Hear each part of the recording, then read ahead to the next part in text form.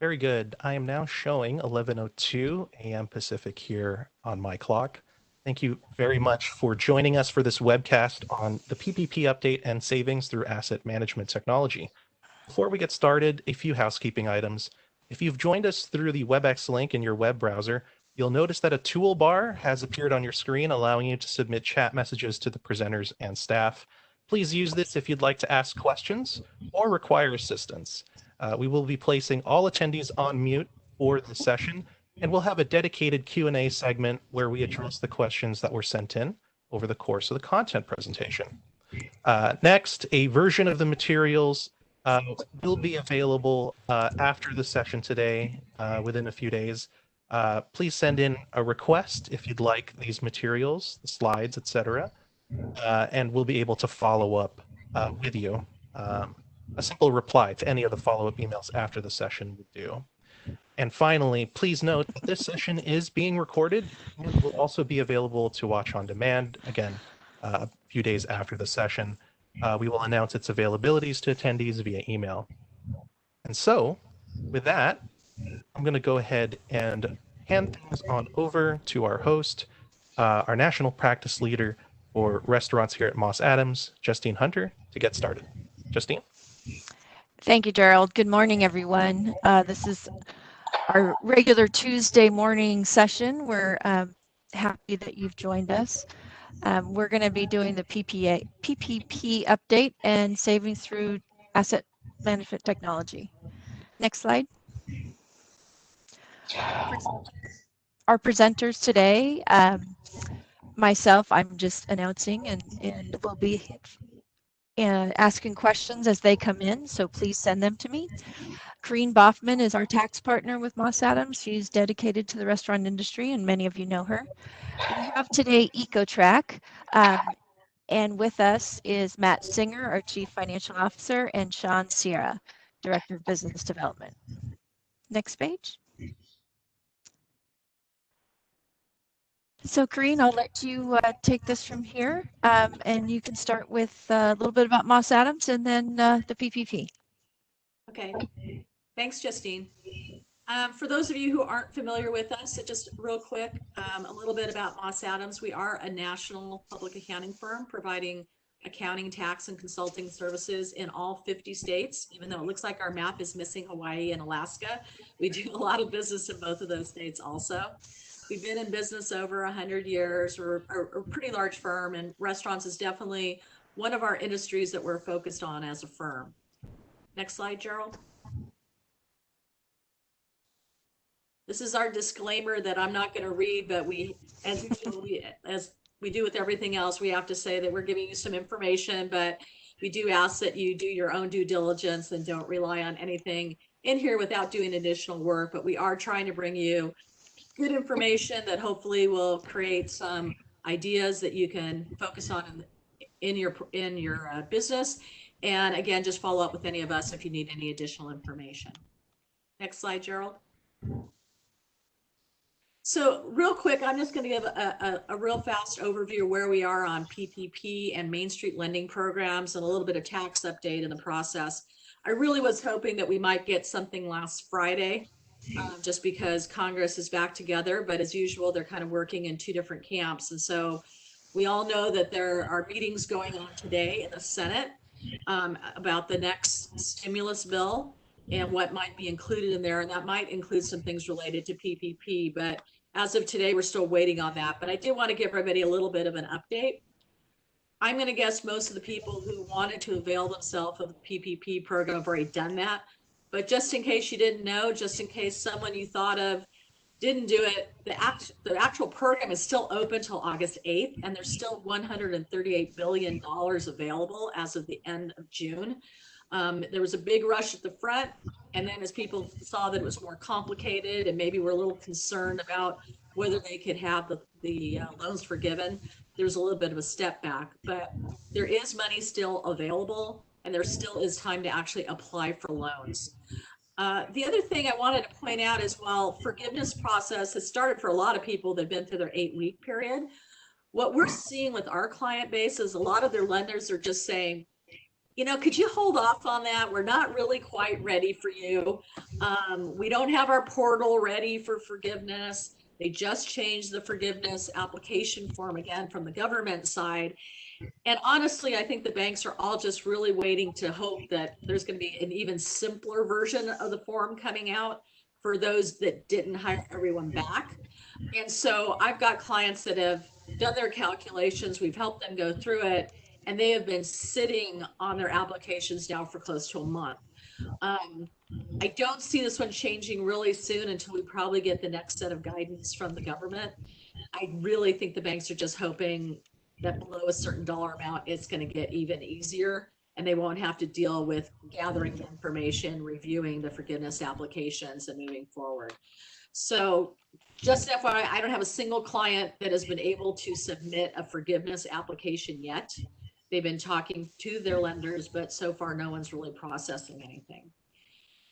The third point I wanted to make is, in the last set of guidance that came out, there was actually some changes to the way that the calculations of forgiveness are being done, and they are beneficial to most companies.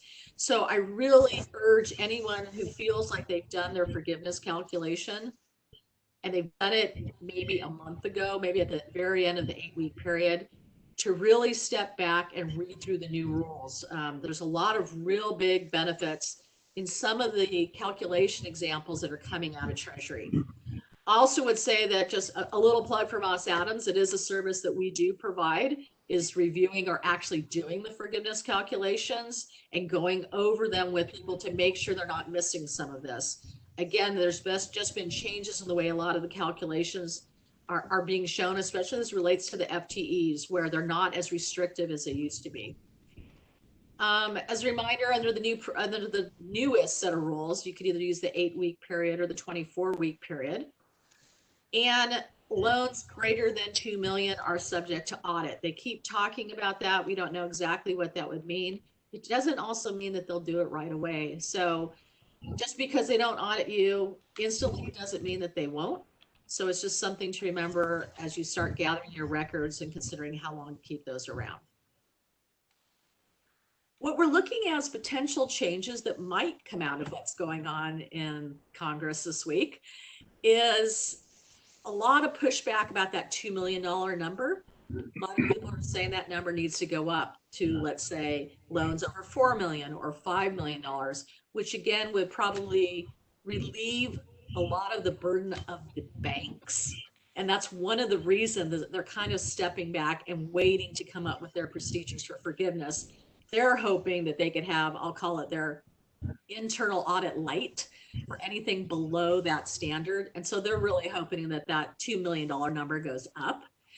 So that's one thing that we could potentially see. We're looking for more clarity on, is it really 8 weeks or 24, or could I use 10? Could I use 12? Mnuchin has said that he feels like you could use any period between 8 and 24, but that's not really what the rules say. So we're looking for some clarity on that, whether it's FAQs that come out or whether it's something in a new passage of the bill. But that is one thing that we're looking for, because some people really don't want to wait 24, but they needed more than the 8. So that's something that we might see in the next round of changes. The other thing we've been looking for is for the eligible costs to include not just the payroll, the rent, and the other expenses we've seen in the past, but also include remediation costs related to COVID-19.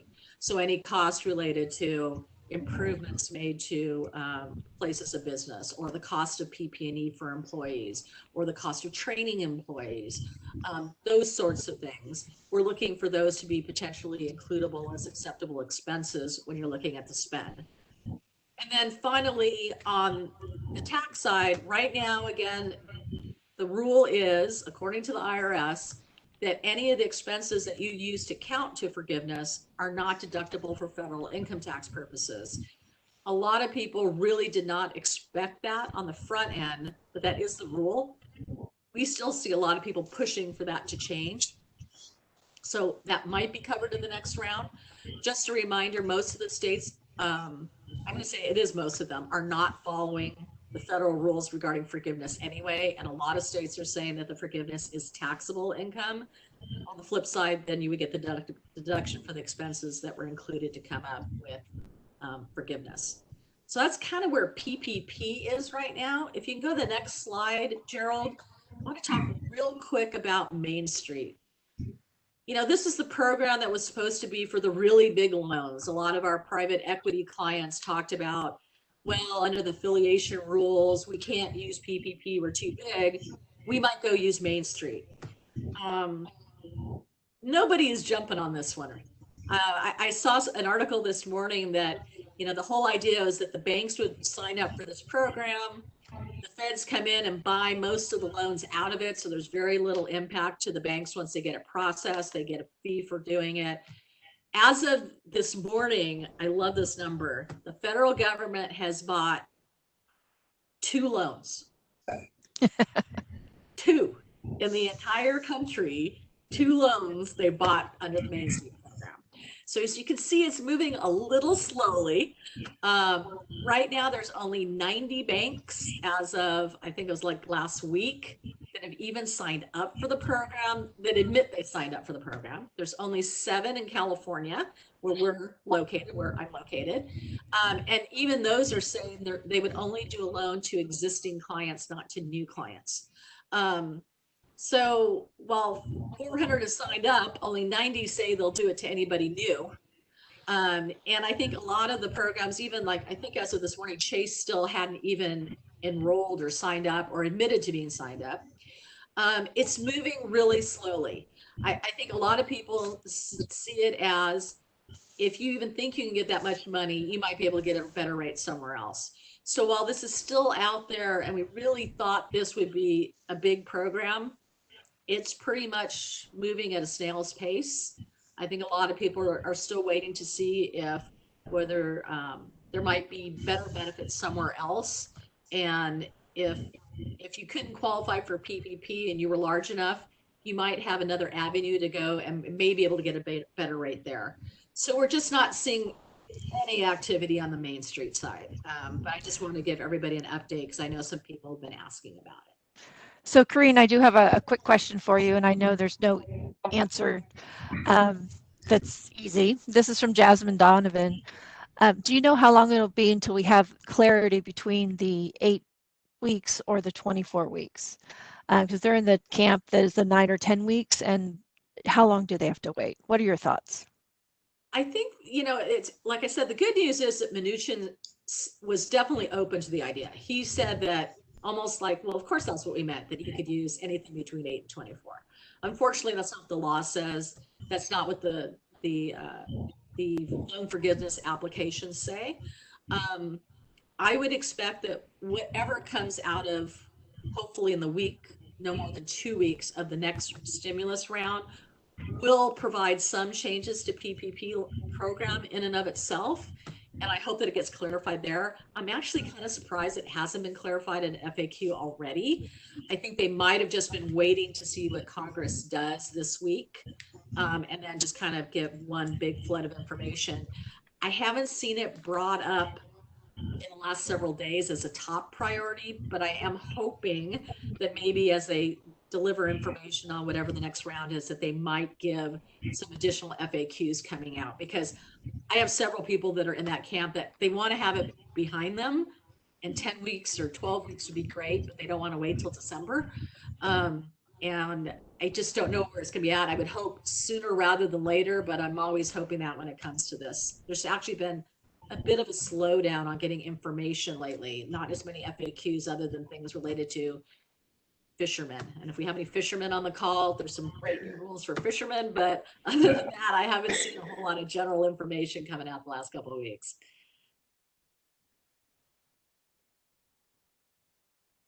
So I do want to turn it over to Matt and Sean. We did a quick intro for them. They're both from EcoTrack. The goal of obviously this series is to bring some ideas and some just innovations to all of you that are on the call that could use any type of assistance as it relates to making sure you're remaining profitable, that you're reducing expenses as much as you can.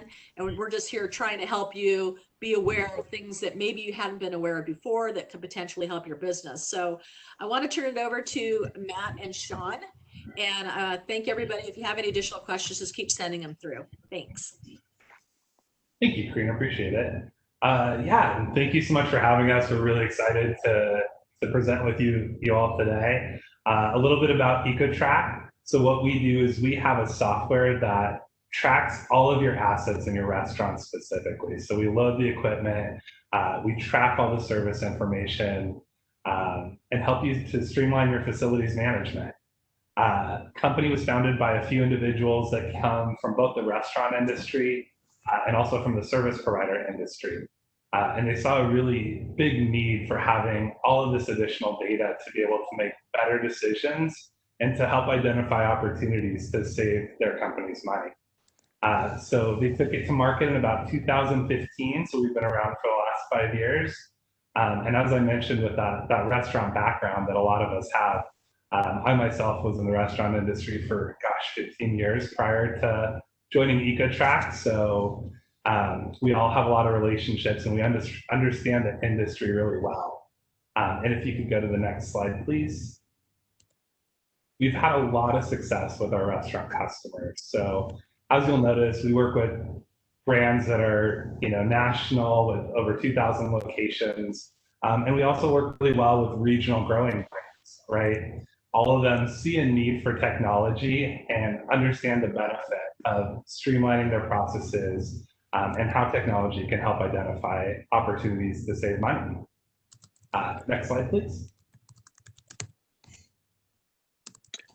Awesome. So how's technology going to help you save? So it starts with having the visibility, knowing what's going on in our locations. So that way we can make those better data-driven decisions. And so where we focus is really 3 main areas.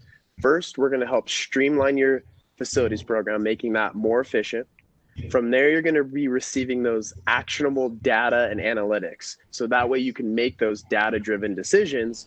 And then those 2 are going to really roll up into saving money through warranty savings, your troubleshooting, call aversion, which is really what we're all looking for, right? How can we save money, become more profitable, reduce our expenses on that front end for us?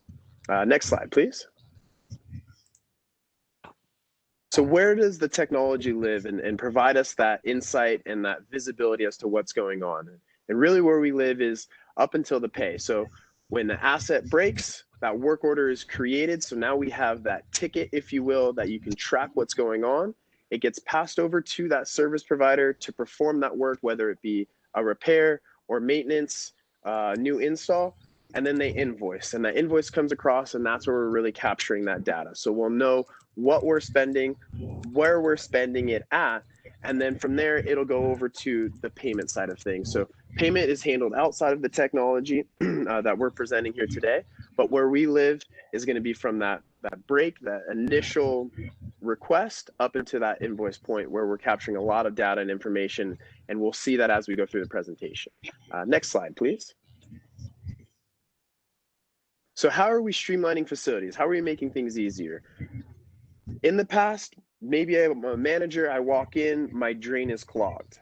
I don't know who fixes the drain. I'm going to go to Google and Google who fixes drains. We're going to call that first vendor. Maybe they show up, maybe they don't. So we're going to go ahead and call that second vendor. We're going to wait. Maybe they show up. Yeah, eventually someone's going to come and snake that drain for me. But now I'm potentially paying, say, $1,000 to have someone snake a drain. So fast forward to having technology in place. You pick up your phone, you report your problem, and that notification is going to go to the correct and approved vendor every single time. So now we know we're getting negotiated rates, the terms, maybe we have favorable payment terms with this particular vendor. And now by having that technology in place as well, we're not going to be charged that overtime, right? So whereas A fire is an emergency. Not necessarily everything in the restaurant's going to be an emergency, right? Yes, we don't want our equipment down, right? We need to be up and running and keeping our guests and our customers happy, but not necessarily at the extent of paying that overtime rate. So having established rates, terms, knowing who our vendors are, first level of cost savings for us. Next slide, please.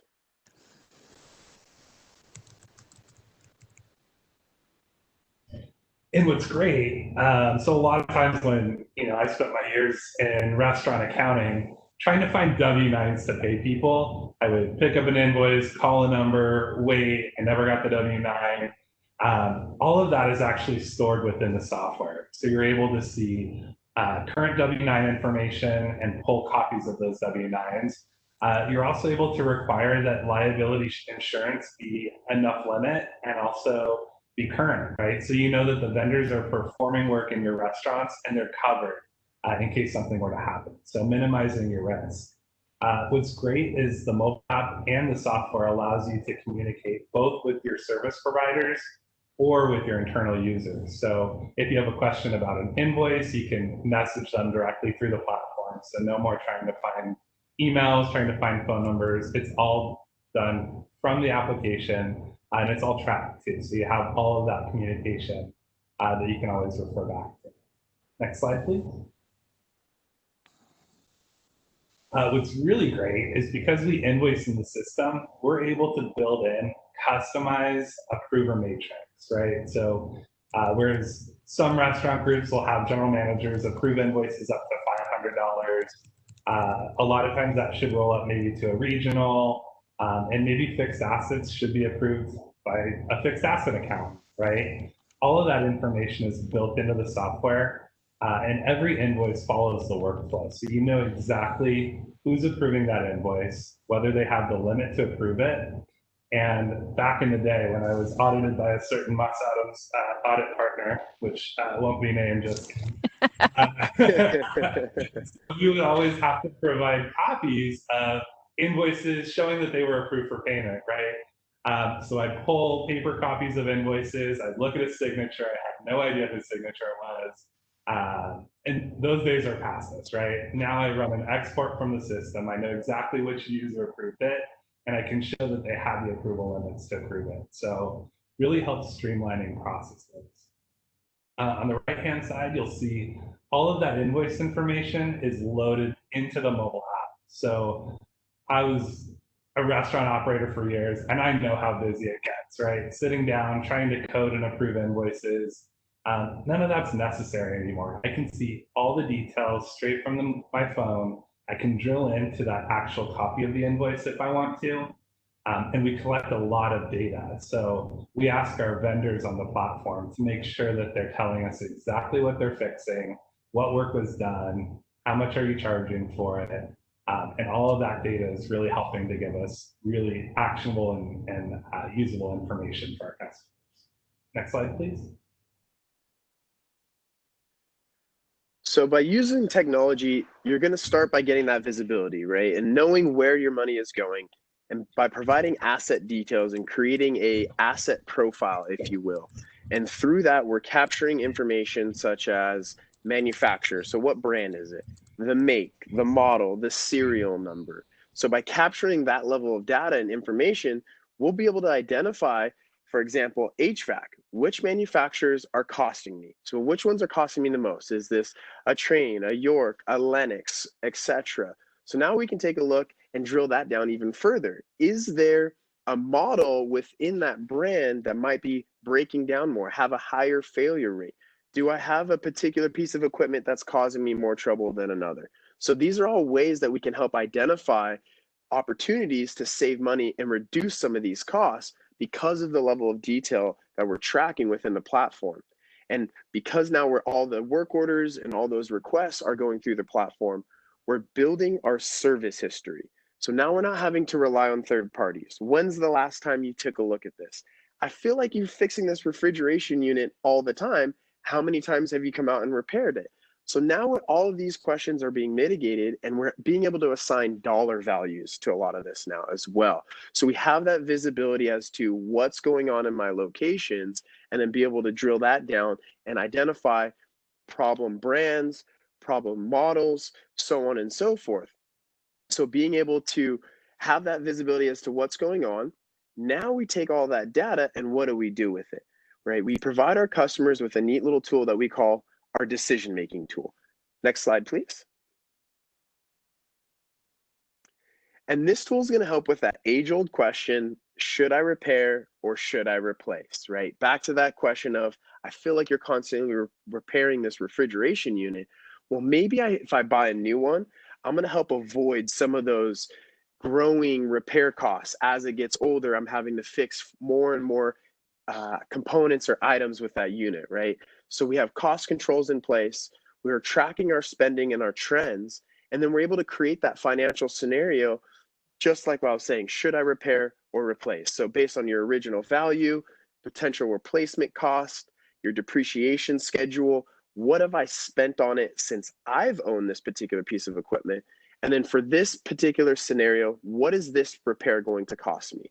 And my age of my asset, and then my threshold. So at what point do I want to start replacing my equipment and my assets? So now you have access to real-time actionable data to make that decision of, yes, let's go ahead and move forward with replacing this component, or no, we've put too much money into this item, let's go ahead and replace it, right? Replace the entire unit. So now it's that decision of replacing the entire unit and avoiding the repair costs, or doing that minimal repair that might extend the life of my equipment. Again, all of that's going to start by having the technology in place to track and know what's going on within your locations. So that's step one to being able to know, make those better business decisions, if you will, and saving money. So there's a few other ways that we can save money. And with that, let's go next slide, please. Warranty information. So typically I would ask for a show of hands, which obviously I can't do here. But for those restaurant folks on the line, how often are you able to recognize a manufacturer warranty when you're fixing or repairing equipment within the first 5 years of one year? I know myself, I would spend $500,000 on a kitchen equipment package. And I can guarantee you there were a ton of warranties in place. Could I tell you what they were? Absolutely. I have no idea. Try to track it in Excel. I mean, there's a lot of ways you can, try to have binders and reference those binders, but realistically, it's not something that's easy to manage. So what's great about the technology is we're able to use your asset information and our database of warranty information to say, hey, here's all the available warranties that you have on all of the equipment in your locations, right? And we make it really obvious. So if you look in the mobile app picture here, you'll see, hey, this electric griddle has a possible warranty. And manufacturer warranty is one component of that, right? Service providers, a lot of times what they'll do is give you a 30-day parts and labor warranty on any of the work that they're doing. So if I have an HVAC vendor come out and they fix my air conditioning unit, 10 days later it goes down again, they're back out. Am I going to stop and look back and see if they maybe gave me a warranty the last time? Probably not, right? I'm going to pay the invoice. I'm going to get open for business. But what's great is we put that right here on the screen. So both they know that they gave you a warranty and your operators know. So when they go to invoice and when you go to approve that invoice, you can reference it really quickly and hopefully save some money there too. So Matt, I have a question that came up on this. What do we do with older equipment that, this really makes sense when you're buying new stuff, but what do I do with something that I've already had on the books? No, that's a great question. So what we do is we catalog all the current equipment in your location. So sometimes it's 3 years old. A lot of HVAC vendors or manufacturers will give a 10-year warranty. So you still have potential of 7 years of warranty that you can use there. So yeah, it works well for new equipment, but it also works well for equipment that's been in place for 5 to 10 years, We are able to decode the manufacturer date, so we know how old that unit is, right? So you can really start looking at your capital planning, and based on how long that asset really can exist, you can build some really great capex budgeting. So you don't need my old paper warranties that I can't find anyway. No more warranties necessary. No. Great. And then component parts is something that I never even thought about.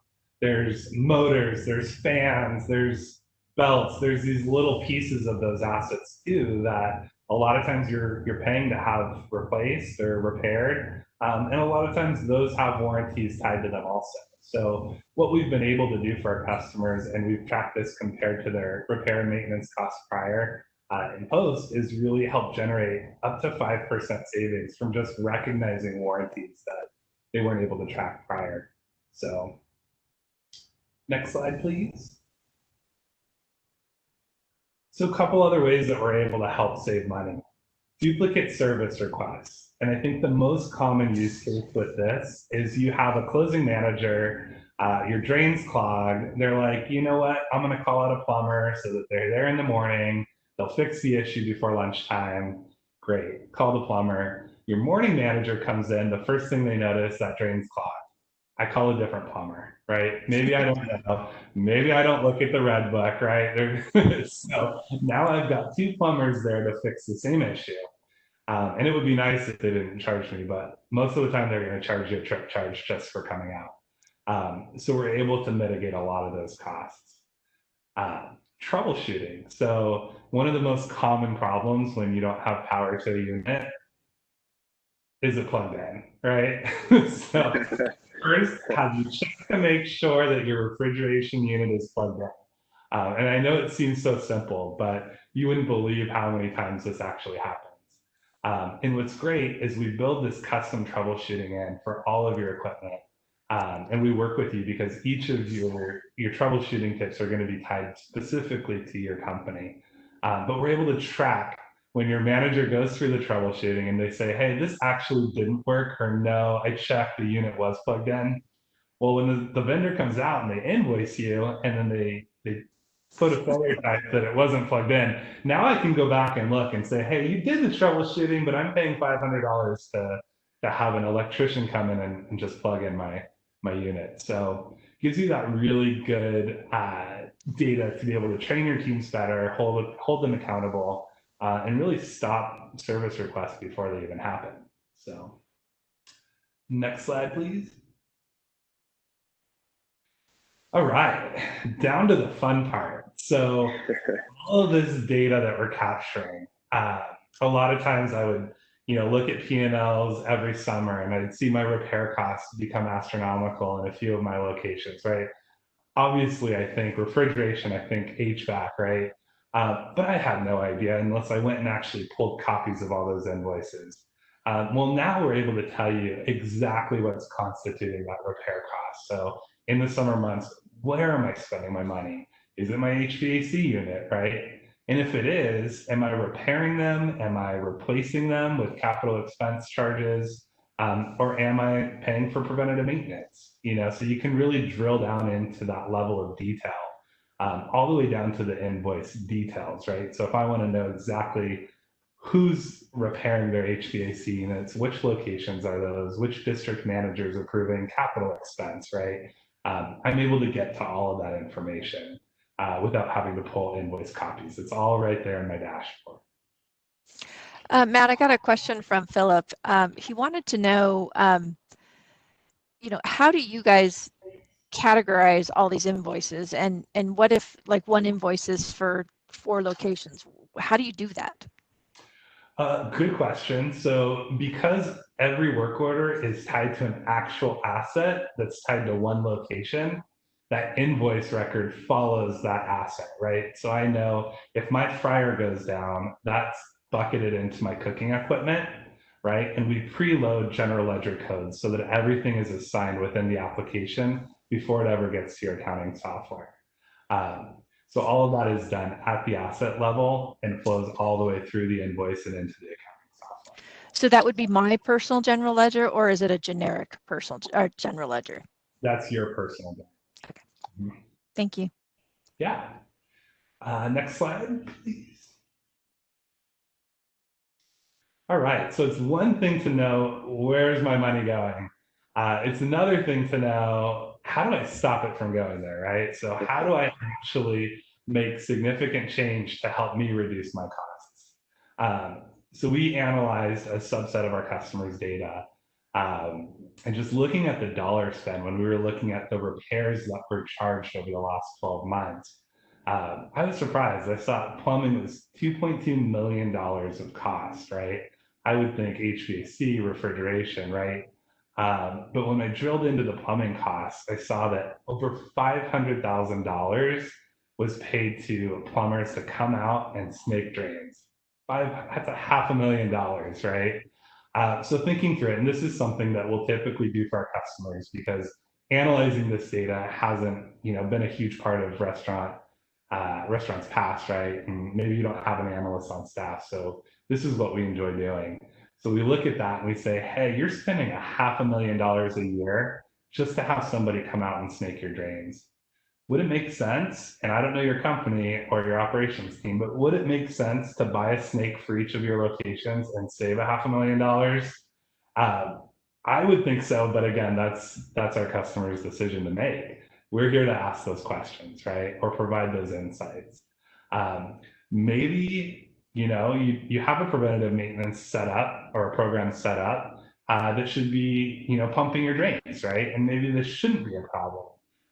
Maybe that vendor's not doing their job, right? Maybe I need to go back and look at that program I set up and say, hey, you should be coming out more frequently, or if you're coming out every couple months, why am I spending $500,000 a year continuously on having to snake drains, right? And those are questions as we look at this data, just kind of looking at the chart here, you can see there's so many different reasons that, you're charged for something, and it's all bucketed into very specific failure reasons, which really helps us identify cost savings opportunities. Yeah, so ultimately technology, how it can help save money is going to be, it starts with that visibility, right? In order to identify where we can cut costs, where we can save, we have to know first off where it's going and have that visibility. So technology is data in, data out. And one of the things that at EcoTrack we focus on is operator first and ease of use of the platform. You're only going to get out of the platform what you put into it. And we all know, being in restaurants, right, we're always on the go, busy. If it's not simple, no one's going to put any information into the system, so you're not going to get any data out of the system. And then from there, once you have that visibility, we can make a lot of these decisions that we've talked about during the presentation and identify things like, am I overspending on plumbing? Am I overspending on a particular unit? And in turn, relate that back to cost savings and those opportunities for us to reduce some of our costs. So we appreciate the time, everyone. And if you have any questions, let us know.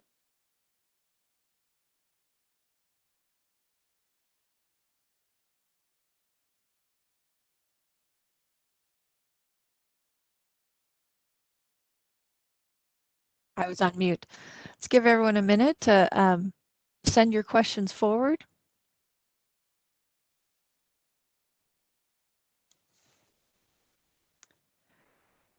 Okay, I do have one question coming in. How do you know which service provider should fix that equipment?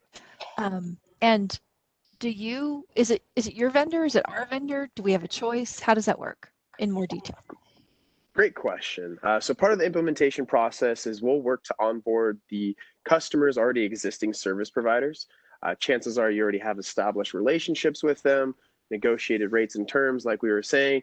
They may already know your equipment. So step one will be there. And then we also have a service provider directory that we can help run a gap analysis and identify any areas where you might be lacking in a trade. That way we can now make a recommendation on, here's a plumber in your area, here's an electrician, so on and so forth. So it's twofold on that point.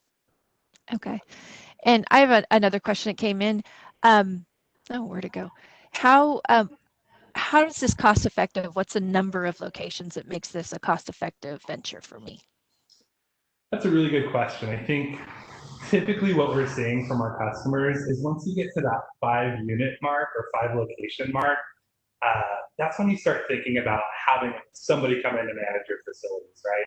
And how are they going to do that, right? So giving them that software and all of that data is really going to help make them most efficient, right? So from 5 units and forward, I think it really makes sense. And the cost of the software is really affordable when you break it down. Our subscription rates are $30 a month per location, right? So that's really not a lot compared to all the savings that we're able to populate. So definitely cost effective, I think, at any level. Okay. Another question that's come in is, I don't understand the invoice workflow. Could you please go over that about how the processing works? Yeah, absolutely. So once a vendor receives that work order saying, hey, my drain needs to be repaired, right? They'll come in and they're also on the platform. So they complete that work order, they give you notifications of when they're going to be there, when it's complete, and then they're going to upload their information, their invoice information, into the software. So they're going to tell you exactly what they did, they're going to tell you what they're charging for, and they're going to load a copy of either the completed work or a copy of the actual invoice. And from there, what we do is we work with our customers' accounting teams to make sure that we can set up a seamless integration with the accounting software that will load right into their accounting software for payment. So we can do that through an API, through a flat file integration, through an SFTP folder. Basically, we customize it for each of our customers. So here's a question to follow on that from Stacy. It says, does that mean that you are the go-between? So you're making the arrangements and you're contacting these people. How much work do I have to do versus what you do? Great question. So setting up the software is first, right? So basically we load all of your assets, we load all of your location and contact information, and we onboard all of your service providers. From there, once it's set up, basically it's all streamlined. So your operator places a request, service provider gets it through the software, completes the work. And Stacey, I'm not sure if you're the finance and accounting side or operations side, but from a finance and accounting standpoint, you just get that invoice information for payment. It's already been approved based on the workflow you set up, based on the coding that you've submitted. And then we basically set up electronic invoicing so that you can receive it and pay it seamlessly. Okay, great. Thank you. Yeah. One more any other questions coming in? I got one more here. You mentioned repair replace. That's fine if you have, one location and it seems simple, but how do you plan for 10 locations and we don't have all the money in the world. So how does that work with larger locations, and do you help with that? Yeah, absolutely. So we allow you to customize your threshold, right? So maybe we want it to show in the yellow at a certain percentage of the asset's life, right? And maybe you have a requirement that a work order to replace a certain asset is approved by you before anything is ever sent out, right? We can build in all of those controls. We're also able to flag equipment. So when it gets to that point where it's like, hey, it's probably time to replace it, you can flag it. You can run reporting to say, okay, give me all the assets that are coming up to the end of their life cycle, right? What do I need to plan for? What's their replacement cost? How much do I need to budget for this? And then also looking at all your other assets, are there any maintenance programs we can set up to extend life cycles, right? So there's a lot of different ways that we can help with that. And what we do too is we assign an account manager for each of our accounts so that they work hands-on with you, interpreting the data, offering suggestions, and escalating things to help get you to the right person on our team. Okay. Any other questions? Any questions on PPP? I know I had a couple questions on some of those as well, so we've tried to get those answered. All right.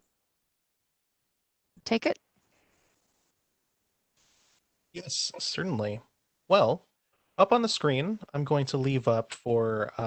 a few moments through closing for today are the contact information for Corinne, for Justine, as well as for EcoTrack if you'd like to follow up with us directly after today's webcast. Additionally, a couple more resources here to call out. Moss Adams maintains a COVID-19 implications portal on our website that has restaurants industry specific as well as industry agnostic analyses and strategies of the latest developments surrounding the COVID-19 pandemic. Please check that out. And just as a reminder, this is, again, an entry that is part of the ongoing Restaurants webcast series here at Moss Adams. Our next session is going to be, again, the same time next week on Tuesday, July 28th. And this time, we'll be focusing on the recipe to maintain profitability with decreasing revenues. We'll be doing that in conjunction with expense reduction and analysts. If you have any questions here that come to mind after today's call, please, again, feel free to reply to any of the follow-up emails that go out after the session. And if you'd like a copy of the materials presented here today, go ahead and put in a request there. We'll be making those available upon request. And with that, thank you very much. And we look forward to seeing you again at another event down the road. Take care, everybody. Thank you. Thank you, everybody. Thank you, everyone. Yeah, everyone.